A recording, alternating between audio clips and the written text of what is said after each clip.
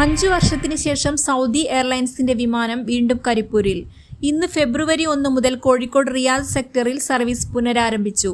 റിയാദിൽ നിന്ന് പുറപ്പെട്ട വിമാനം ഞായറാഴ്ച ഇന്ത്യൻ സമയം രാവിലെ 8:03 കരിപ്പൂരിന്റെ റൺവേയിൽ ലാൻഡ് ചെയ്തു.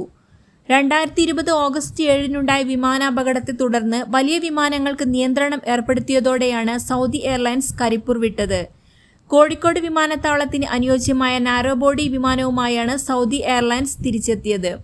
നല്ല സർവീസാണ് ലഭിച്ചതെന്ന് സൗദി എയർലൈൻസ് വിമാനത്തിൽ കരിപ്പൂരിലെത്തിയ യാത്രക്കാർ പറഞ്ഞു.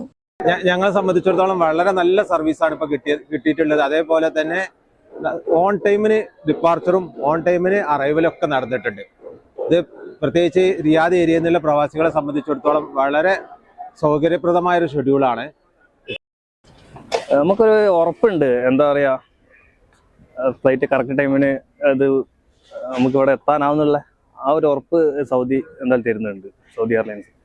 പിന്നെ അതിൽ യാത്ര ചെയ്യുമ്പോൾ പ്രത്യേക നല്ലൊരു എക്സ്പീരിയൻസ് ആണ്.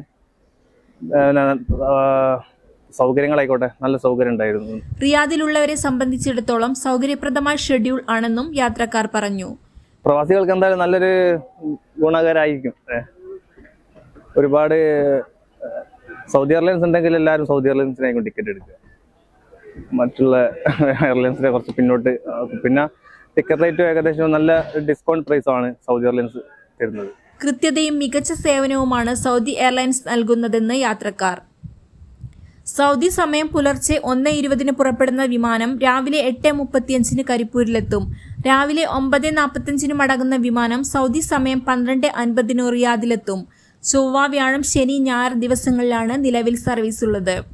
മാർച്ച് 15 മുതൽ ബുധൻ ഒഴികെ എല്ലാ ദിവസവും സർവീസ് ഉണ്ടാകും. വിമാനത്തിനും യാത്രക്കാർക്കും വലിയ സ്വീകരണമാണ് കരിപ്പൂരിൽ നൽകിയത്. News desk, air 1.